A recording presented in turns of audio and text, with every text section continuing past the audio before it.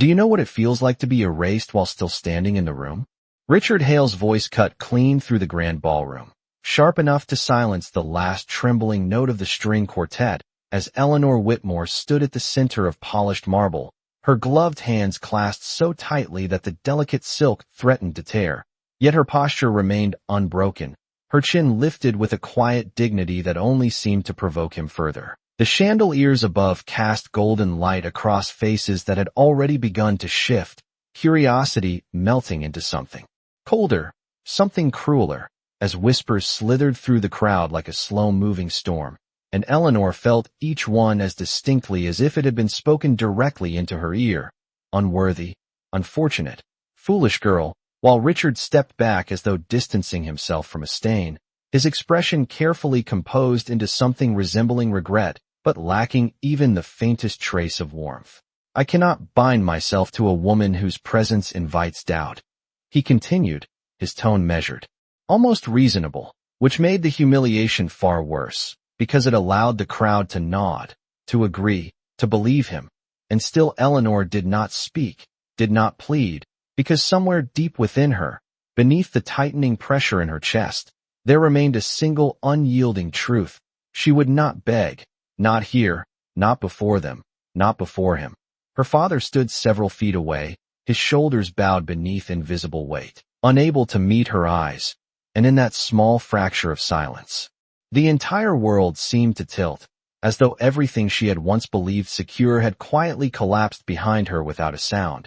Yet she held herself still, as though rooted to the very floor beneath her feet, refusing to let them see her fall, even as the air grew heavier, suffocating, until a shift, so subtle at first it could have been imagined, rippled through the edge of the room, a presence not loud but undeniable, like the moment before a storm breaks, and though no announcement was made, though no voice rose above the others, something changed, something unseen but deeply felt. And Eleanor, without knowing why, felt the faintest pull of it, as if the silence itself had turned toward her, waiting, holding its breath for something that had not yet been spoken. The silence did not break, it deepened, stretching across the ballroom until even the faint clink of glass against crystal seemed too loud, too intrusive, and Eleanor felt it then, that shift she could not name, as though every whispered judgment had been suddenly suspended in midair, waiting, uncertain, while Richard let out a short, dismissive breath, mistaking the stillness for acceptance. "Let us not prolong this embarrassment," he said, adjusting his cuffs with deliberate precision, already turning slightly away from her, as though the matter had been concluded, as though she had already faded from consequence. And yet no one moved, no one spoke, because across the polished floor, a figure had stepped forward from the shadowed edge of the room, tall, composed, his presence cutting through the atmosphere with a quiet authority that required no announcement. And though Eleanor had never spoken to him, had never stood within more than a passing distance, she knew him, everyone did. Duke Sebastian Blackwood, a man whose silence was more feared than most men's anger, whose absence from society gatherings had become legend in itself. And now he was here, crossing the space between them with measured steps that seemed to echo far louder than they should, until he came to a stop not beside Richard, not behind him, but directly between them, and the gesture alone was enough to fracture the illusion Richard had so carefully constructed. A flicker of irritation crossing his features before he masked it again. "Your Grace," Richard said with a forced inclination of his head, "I did not expect your interest in such a trivial matter." But Sebastian did not respond immediately, his gaze moving instead to Eleanor, not lingering in pity, not searching for weakness, but steady, assessing, as though he saw something no one else had bothered to notice, and for the first time since the evening began, Eleanor felt something unfamiliar press against the walls she had built so carefully around herself. Not relief, not yet, but the faintest awareness of being seen, truly seen, and it unsettled her more than the humiliation ever had, because it threatened the control she had fought to maintain. While around them the crowd shifted uneasily, the earlier whispers replaced by a tense, expectant quiet, as though the entire room had become a stage for something none of them had anticipated. And when Sebastian finally spoke, his voice was low, unhurried, carrying effortlessly through the silence. It was not loud, yet it reached every corner of the hall. "You have said enough," he said, each word deliberate, leaving no space for interruption, and though the sentence was simple, its weight was unmistakable, because it was not a request, it was a boundary drawn in a single breath, and Richard's expression tightened, the first crack in his composure appearing as he straightened, clearly unprepared for resistance. "This does not concern you," he replied, sharper now, but the words lacked the certainty they had held moments before, and Sebastian did not raise his voice, did not move closer, yet something in the air shifted again, colder, more defined. "It does now," he said, and the finality of it settled over the room like a verdict, leaving Eleanor standing at the center of a moment that no longer belonged to her alone. Her heart beat steady but louder in her ears, as she realized, with a clarity that both steadied and unsettled her, that whatever happened next would not be something she could simply endure and walk away from, because the world had already begun to change, and there would be no returning to what it had been before. Richard let out a quiet, incredulous laugh, but it rang hollow against the stillness that now belonged entirely to the Duke. "You presume much, Your Grace," he said, attempting to recover the ground that had slipped beneath his feet, yet even as he spoke, his voice no longer carried the same effortless authority, because something had shifted in the eyes of those watching, a subtle but undeniable recalibration of power, and Eleanor felt it ripple outward, the way a single stone can disturb the surface of still water, altering everything without a sound. While Sebastian remained unmoved, his posture relaxed, his expression unreadable, as though the tension gathering around them was of no consequence to him at all. "I presume only what is necessary," he replied, his tone even, devoid of emotion, yet it carried a weight that pressed against the room, forcing every listener into silence once more, and for a moment, Richard hesitated, just a fraction, but enough for the doubt to become visible, enough for the illusion of control to fracture further. "This is a private matter," he insisted, more sharply now, as if volume might restore what had been lost, but Sebastian did not turn toward him, did not grant him the attention he so clearly sought. Instead his focus remained on Eleanor, steady, deliberate, as though she alone determined the outcome of what was unfolding, and it was that, more than anything, that unsettled her, because she had prepared herself to endure, to survive the humiliation with whatever dignity she could salvage, but she had not prepared for this, for a moment in which she was no longer invisible, no longer dismissed, but placed at the center of a decision that seemed to carry far more weight than she understood. "Miss Whitmore," Sebastian said, her name spoken with a clarity that seemed to separate it from the whispers that had surrounded it only moments before, and she felt something tighten in her chest, not fear, not quite, but the awareness that whatever she said, or did not say, would matter, truly matter. "Do you wish to remain where you are?" he asked, the question simple, almost quiet, yet it cut through everything else, through the judgment, through the expectations, through the carefully constructed roles each person in the room had been playing, and for a heartbeat, Eleanor could not answer, because no one had asked her that before, not in this way, not without assumption, not without pressure disguised as obligation, and the silence stretched, not uncomfortable, but expectant, as though even the walls of the grand hall were waiting for her response. While Richard's expression hardened, impatience flickering beneath his composure. "There is nothing for her to decide," he interjected, stepping forward slightly, but he stopped when Sebastian finally turned his gaze upon him, and it was not anger that met him, but something colder, something far more controlled. "There is always a choice," Sebastian said, the words quiet but absolute, and in that moment, Eleanor understood something she had not allowed herself to consider before, that perhaps the life she had been told was inevitable, the path she had been expected to follow without question, was not as fixed as it had seemed, that perhaps the humiliation she had endured was not the end of her story, but the point at which it could change, if she chose it, and the realization was as unsettling as it was liberating, because it required courage she was not certain she possessed. Yet as she looked at the hand that still hung at her side, steady, waiting, not demanding, not forcing, she felt the faintest shift within herself, a quiet, fragile defiance rising where resignation had once been, And though the room remained silent, though every eye was upon her, for the first time that evening, Eleanor Whitmore was not the subject of their judgment, but the author of what would come next. The silence held, delicate and razor-sharp, as Eleanor drew in a slow breath that seemed far louder than it should have been, her gaze lowering for the briefest moment to the marble floor beneath her shoes before rising again, steady, composed, though something within her had undeniably shifted. "No," she said, the word quiet, but it did not waver, did not fracture beneath the weight of expectation pressing in from every side. And the effect was immediate, a ripple through the crowd, subtle but unmistakable, as though the foundation of what had been assumed had cracked open in a single breath, Richard's expression tightening, disbelief flashing openly now as he stared at her. "You do not understand what you are saying," he replied quickly, stepping forward once more, his voice edged with urgency rather than control. But Eleanor did not look at him, not this time, because she had already given him every ounce of attention she would ever offer, and something within her refused to return to that place, refused to shrink back into silence now that she had stepped beyond it.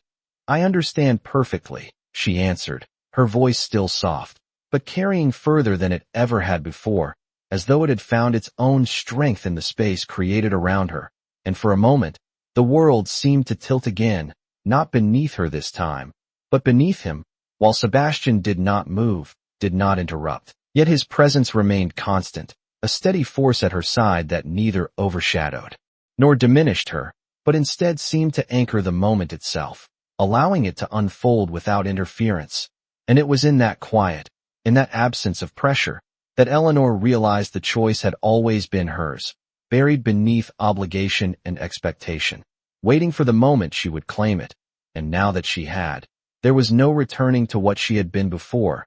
"You will regret this," Richard said, the last remnants of his authority slipping into something sharper, less controlled, but even that failed to reach her, because whatever power his words once held had dissolved the instant she stopped believing in them, and the realization settled within her with a calm that surprised her, a clarity that felt almost foreign after so long spent navigating uncertainty, while around them, the crowd had fallen into a different kind of silence, no longer eager for spectacle, but uncertain, unsettled, as though witnessing something they had not expected to see, something that did not follow the rules they understood. And in the center of it all, Eleanor felt the faintest tremor in her fingers, not from fear, but from the magnitude of what she had just done, from the knowledge that this moment would echo far beyond this room, shaping everything that followed. And yet when she turned, finally, to face Sebastian, her expression remained composed, though her eyes held a question she had not yet found the words to ask. And for the first time since he had stepped forward, something shifted in his gaze. Not softened, not entirely, but altered, as though her choice had confirmed something he had already known, something he had been waiting for, and without a word, he extended his hand once more, not as a command, not as a claim, but as an invitation, and the space between them seemed to narrow, the noise of the room fading into something distant, irrelevant, as Eleanor regarded the hand before her, understanding, with a clarity that left no room for doubt, that accepting it would not simply change the course of this evening, but the course of her entire life. And still, she did not hesitate, because whatever lay ahead, it would be a path she had chosen herself, and that, more than anything, was something she would not surrender again. Her fingers moved before her mind could retreat, resting lightly in his gloved hand, and though the contact was brief, measured, it carried a quiet certainty that seemed to settle something deep within her, as though a decision once made could not be undone. And Sebastian closed his hand around hers with the same calm restraint he had shown since the beginning, neither tightening nor pulling, simply holding, as if acknowledging the choice she had made rather than claiming it. And in that small, deliberate gesture, the balance of the room shifted once more, the unspoken rules bending around them in ways no one could quite challenge, while Richard stood frozen where he was, his disbelief no longer hidden. "This is absurd," he said, though the words lacked conviction, as though even he understood they had already lost their power. But Sebastian did not look at him, did not offer him the dignity of a response, because the moment no longer belonged to him, and perhaps it never truly had. and with a slight incline of his head, Sebastian turned, guiding Eleanor not with force but with presence, a subtle movement that invited her to walk beside him rather than behind. And for a heartbeat, she hesitated, not from doubt, but from the weight of every eye that followed them. The awareness that each step forward would carry her further from the life she had known and deeper into something unknown, something vast and uncertain. Yet as she lifted her gaze, she found no hesitation in his, no flicker of regret or second thought, only that same steady composure that had altered the course of her evening with a single sentence. And it was enough, more than enough, because it gave her something she had not realized she had been waiting for, not rescue, not escape, but the quiet assurance that she would not be diminished again. And so she stepped forward, matching his pace, her posture unchanged, her head held high, and together they moved through the parted crowd, the silence following them like a shadow, thick and unbroken, until the great doors of the ballroom loomed ahead, their dark wood reflecting the dim glow of candlelight. And just before they reached them, Eleanor felt the faintest tightening in her chest, a final awareness of what she was leaving behind, not only the humiliation, but the expectations, the roles that had been written for her without her consent. And as the doors opened, the cool air beyond brushing lightly against her skin, she realized that what lay ahead would demand far more of her than endurance. It would demand courage, choice, and perhaps even trust, things she had long since learned to guard carefully. And yet she did not withdraw her hand, did not falter, because whatever uncertainty waited beyond those doors, it would be faced on her own terms. And as the ballroom faded behind them, replaced by the quiet echo of their footsteps along the dim corridor, Eleanor Whitmore understood, with a clarity that both steadied and unsettled her, that this was not the end of what had begun that evening, but only the first step into a life she had never imagined, standing beside a man whose silence carried more weight than words, and whose presence, for reasons she could not yet explain, felt less like a rescue and more like the beginning of something she had yet to understand. The corridor beyond the ballroom was dim and quiet, the heavy doors closing behind them with a soft finality that seemed to seal away the echoes of laughter and judgment. And for several steps neither of them spoke, their footsteps measured against the polished stone floor, a steady rhythm that grounded Eleanor in a way the crowded hall never could. Yet the absence of noise did not bring ease, it sharpened everything. The awareness of his presence beside her, the lingering warmth of his hand, still lightly holding hers, the question that had begun to form the moment she chose to follow him. And though she had faced an entire room without breaking, it was this silence that unsettled her most, because it demanded something different, something far more personal. And when they reached a turn in the corridor where the candlelight flickered softer against the walls, Sebastian finally released her hand, not abruptly, not reluctantly, but with the same deliberate care he had shown from the beginning, as though even that small separation carried meaning.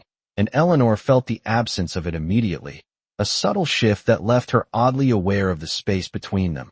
"You may return if you wish," he said, his voice low, even, as though the choice she had made moments ago had not bound her in any way, as though he had not just altered the course of her life in front of an entire assembly.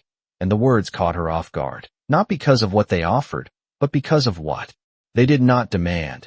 And she turned to look at him fully for the first time since leaving the ballroom, searching his expression for something she could define, some hint of intention she could understand. But his gaze remained steady, composed, revealing nothing beyond what he chose to say. And for a moment, Eleanor hesitated, not from uncertainty about her answer, but from the realization that this man did not operate by the rules she had spent her life learning, that he had stepped into her humiliation without hesitation, yet now offered her freedom just as easily. And it forced her to reconsider everything she thought she understood about power, about control, about obligation.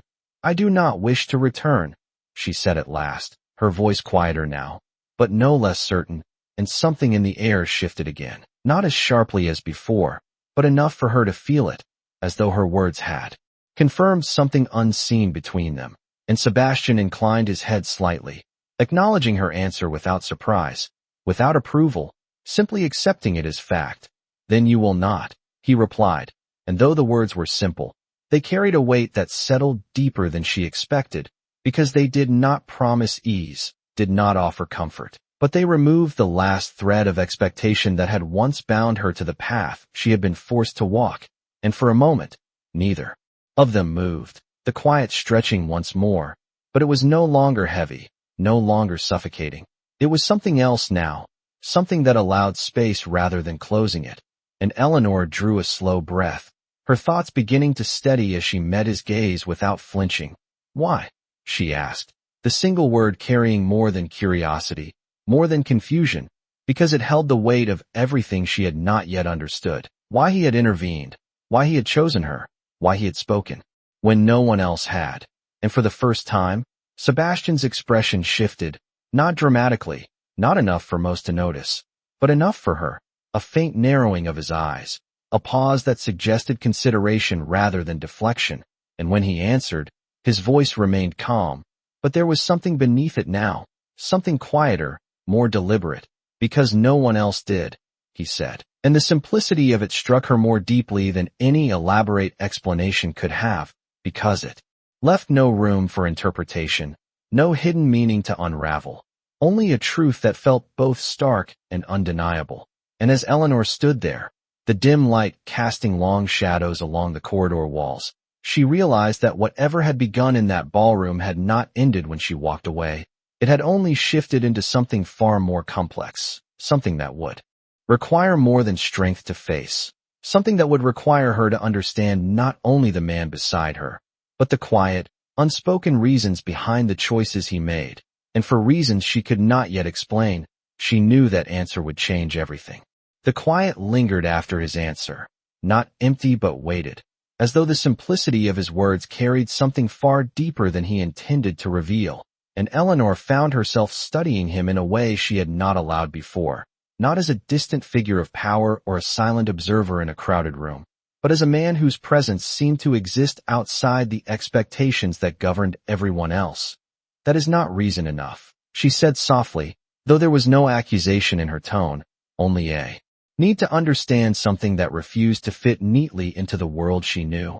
And Sebastian regarded her for a moment, his gaze steady, unhurried, as though he had anticipated the question, as though he had known she would not accept something so simple without seeking what lay beneath it.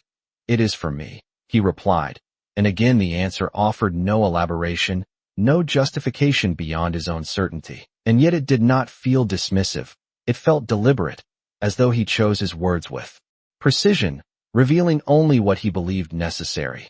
Nothing more, nothing less. And that restraint unsettled her in ways she could not yet define, because it meant there were layers she could not see, reasons she could not yet reach, and for the first time since stepping away from the ballroom, Eleanor felt a flicker of something that was not control, not clarity, but uncertainty, not about herself, but about him, about what it meant to stand beside someone whose actions were not easily explained, whose intentions were not shaped by the same expectations that had defined her world.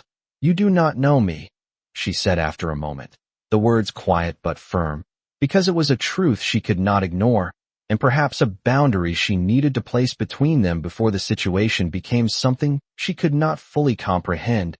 And Sebastian's expression did not change, but something in his gaze sharpened slightly, not in challenge, but in recognition, as though he acknowledged the distance she was trying to maintain.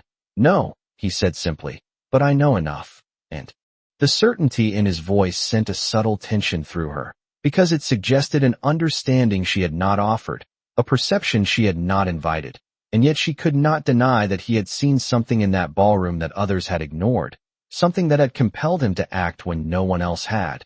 And the realization left her standing between two opposing truths, that he was both a stranger and the only person who had chosen to see her when it mattered, and neither of those realities could be dismissed. While the corridor remained still around them, the distant sounds of the gathering now reduced to a faint murmur behind thick walls, as though the world they had stepped out of no longer held the same relevance. And Eleanor drew a slow breath, steadying herself as she lifted her gaze once more, meeting his without hesitation. "Then what happens now?" she asked, and the question carried more than curiosity. It carried the weight of everything that had yet to unfold.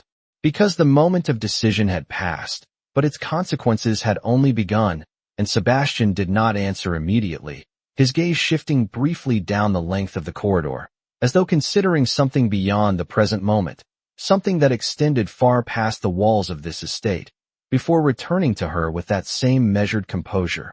"Now," he said, his voice low, controlled, "you decide what you will become." And the words settled between them with a gravity that Eleanor could not ignore, because they did not offer direction, did not impose expectation.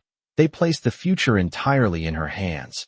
And for a moment, she felt the full weight of that freedom, not as relief, but as something far more daunting, because it required her to define herself without the boundaries she had always known.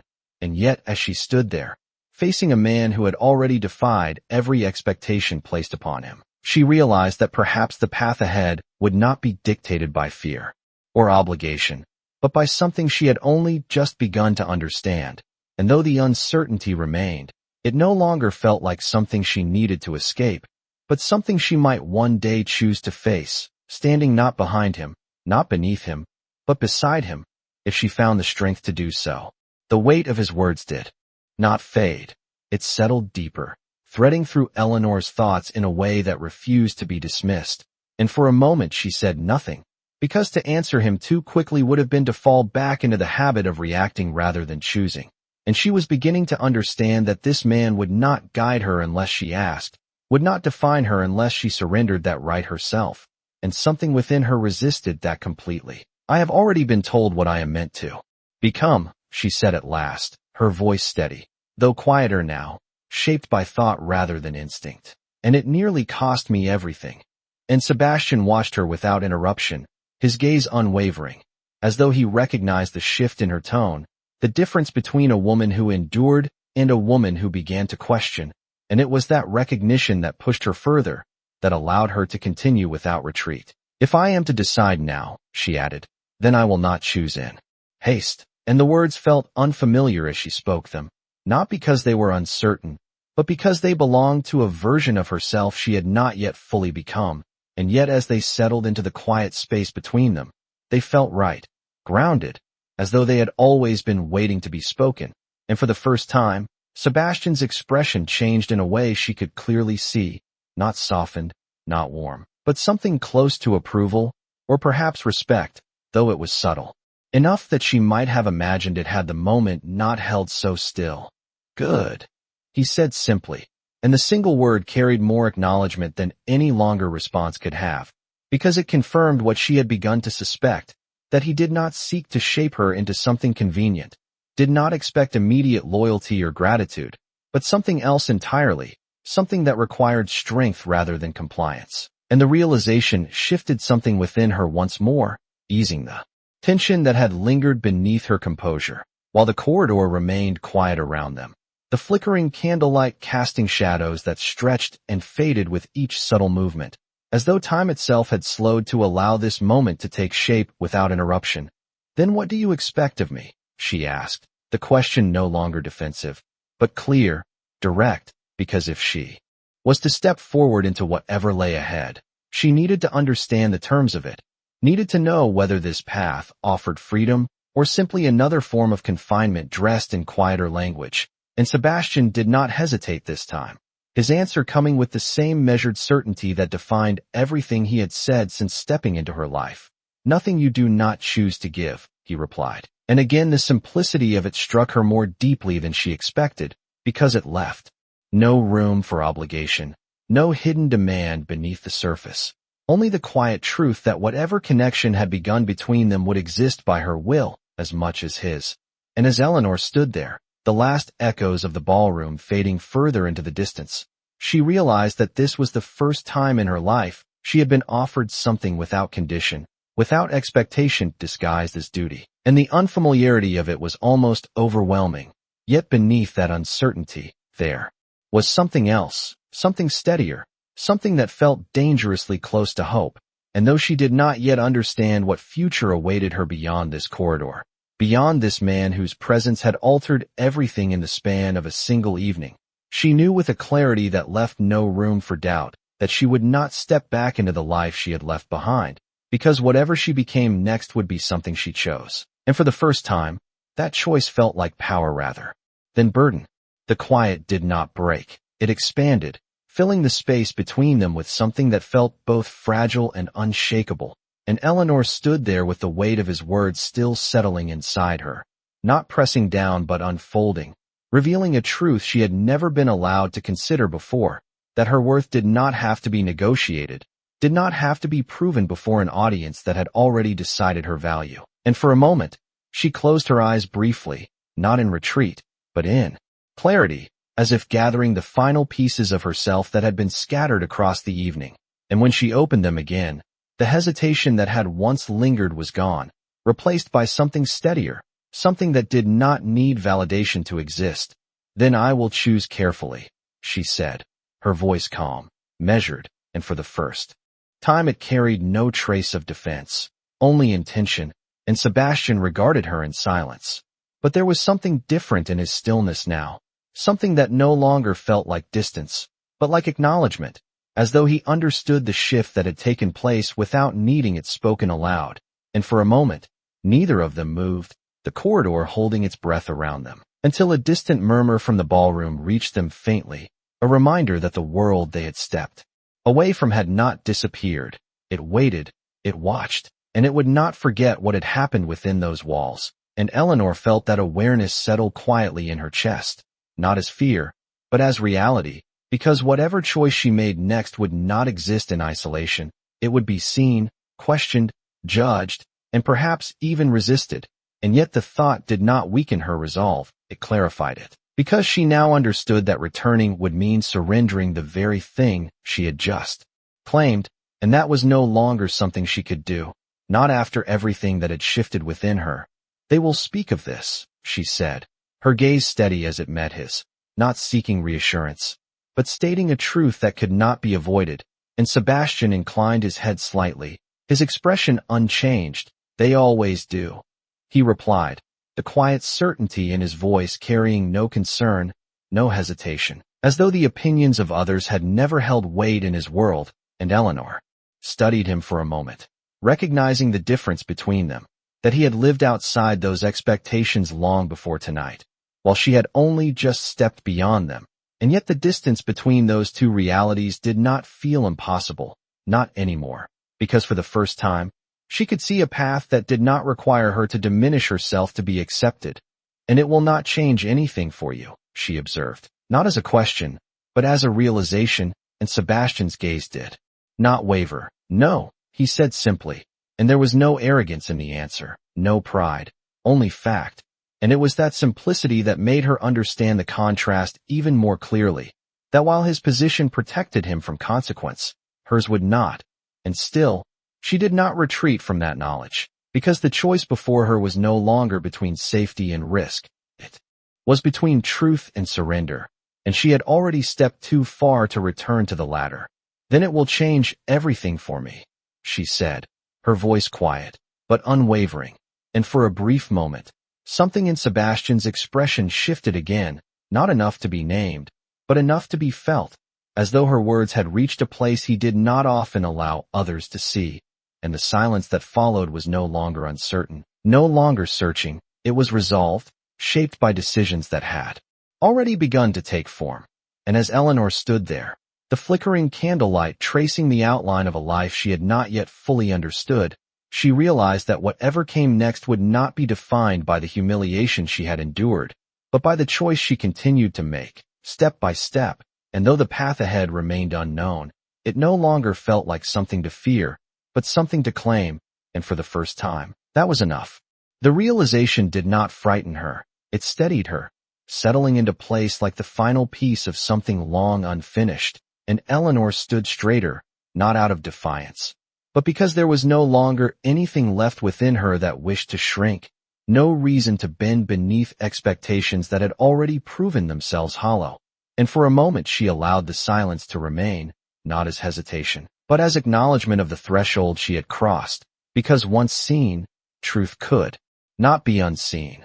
Once claimed, it could not be surrendered without knowing exactly what was lost. And she would not unknow this, not now, not ever again.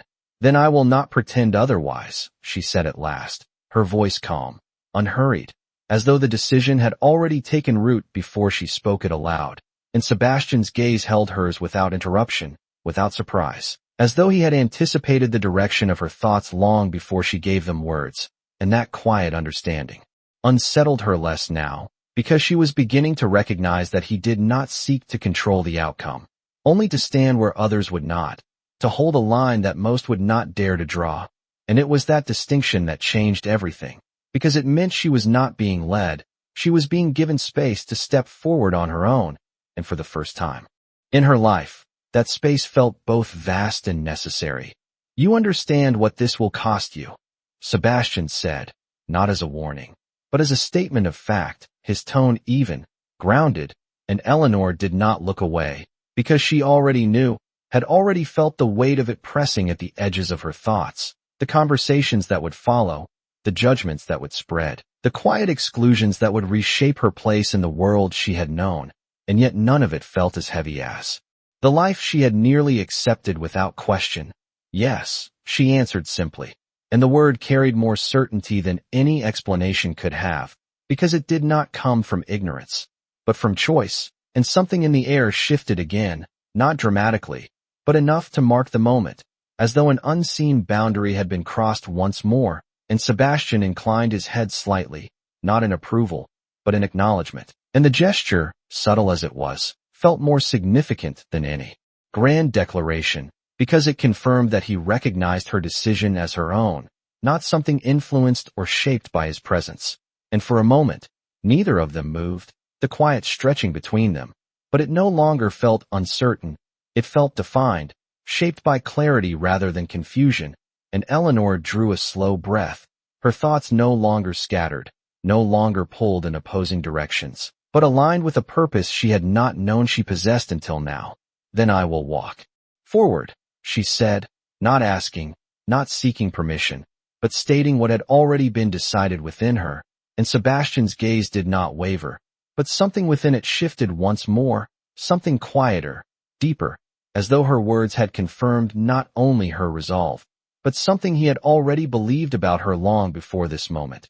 And without another word, he turned slightly, not away from her, but toward the path that extended ahead, the corridor stretching into shadow and light, uncertain but open. And this time when she stepped beside him, there was no hesitation, no lingering doubt, only the quiet understanding that whatever awaited them would not be shaped by expectation or fear, but by the choices they continued to make. And as they moved forward together, the echoes of the past remained behind them, distant, fading, while ahead, something new began to take form, not yet clear, not yet defined, but unmistakably theirs to face. The corridor seemed longer now, not in distance but in meaning, each step carrying a quiet weight that neither of them acknowledged aloud.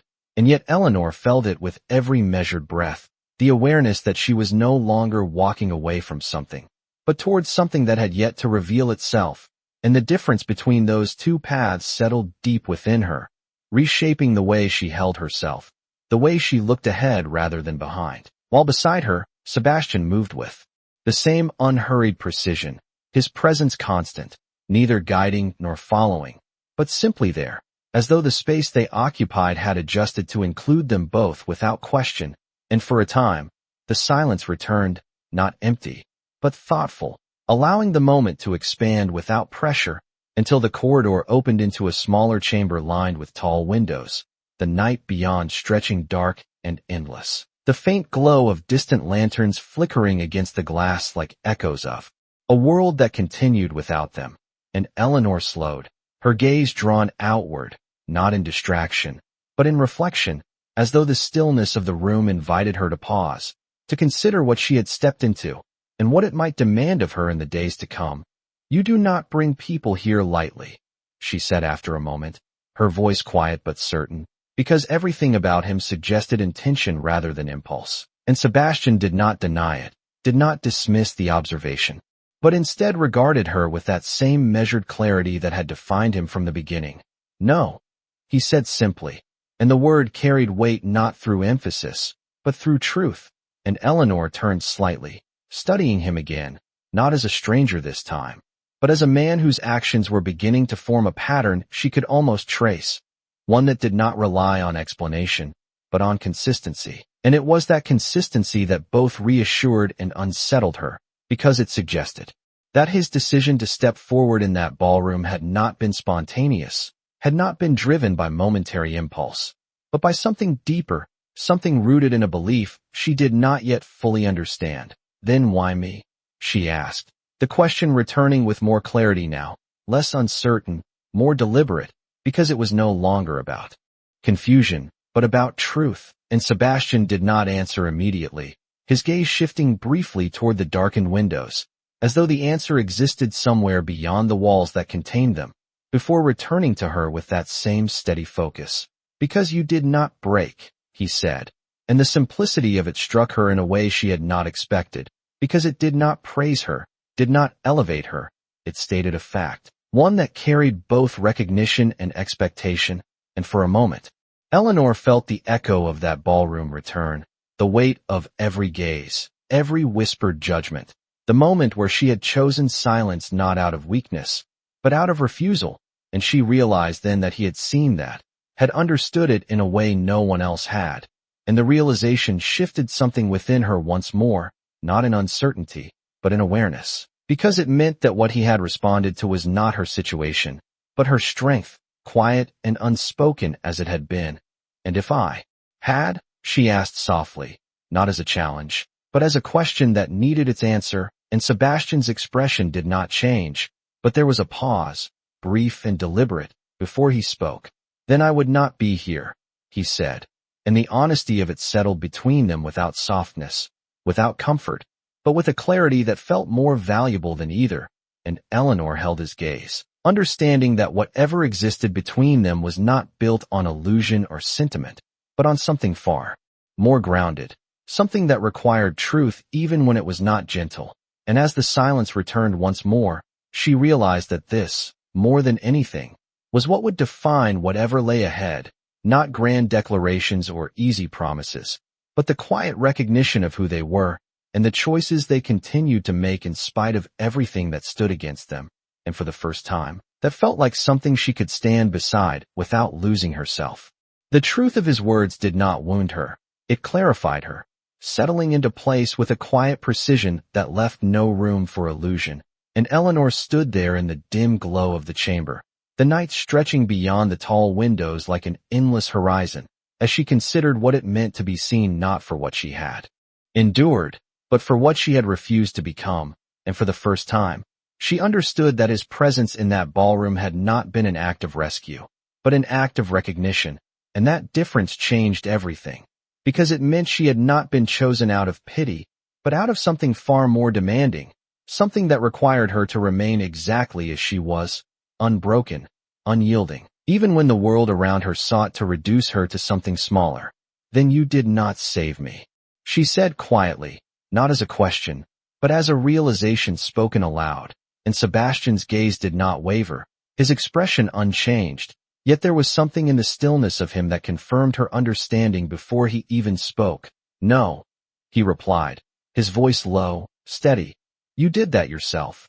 And the words settled into the space between them with a weight that was neither heavy nor light, but exact, as though they belonged there, as though they had been waiting to be acknowledged, and air, not dramatic, not grand, but undeniable in their truth. And Eleanor felt them settle into place within her, not as a promise, not as a claim, but as an offering, one that did not bind her, but extended alongside her, leaving space for her to accept or refuse as she chose.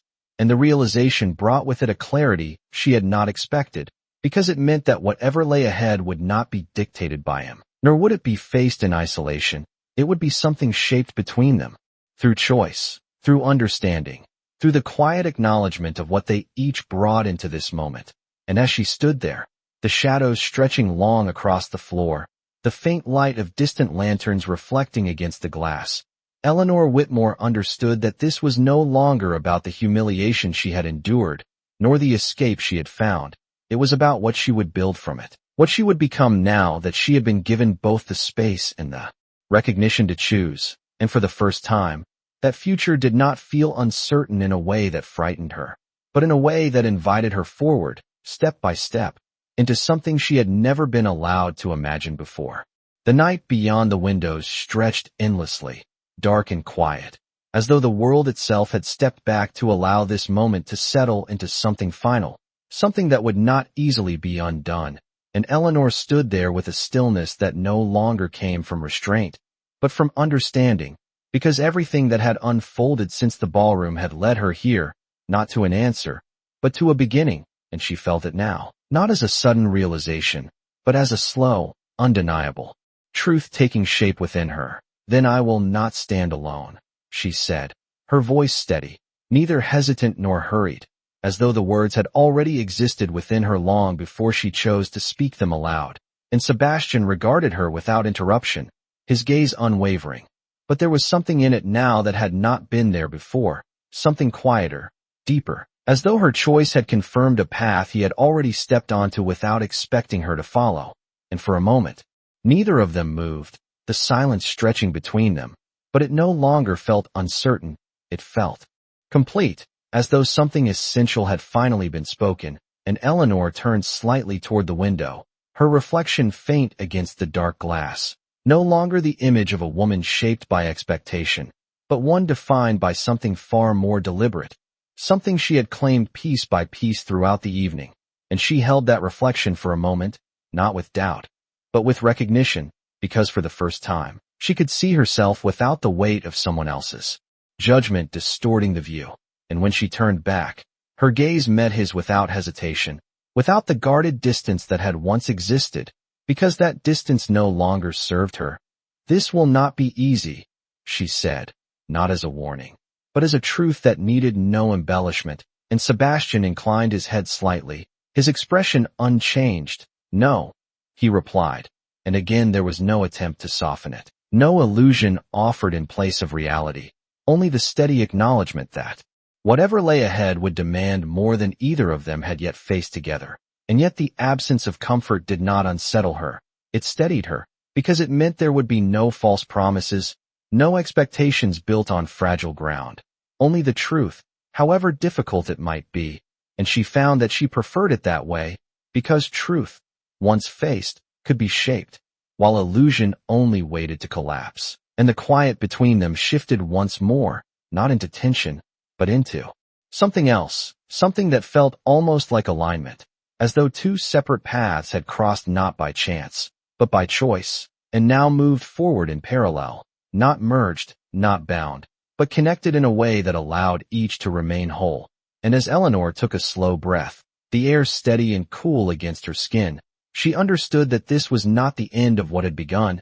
It was only the first step into something far more complex, something that would test her, challenge her, and perhaps even change her in ways she could not yet foresee. But it would be a change she chose, not one forced upon her. And that difference was everything. And as the faint light of distant lanterns flickered beyond the glass, Eleanor Whitmore stepped away from the past that had nearly defined her, and into a future that would be written not by expectation, not by fear, but by the quiet, unwavering decisions she would continue to make, standing not behind him, not beneath him, but beside him. And though the world beyond those walls would question, would judge, would resist, it would not change the truth that had been forged in silence, that some hearts do not bow to the weight of the world, they rise in spite of it, and in doing so, they change everything.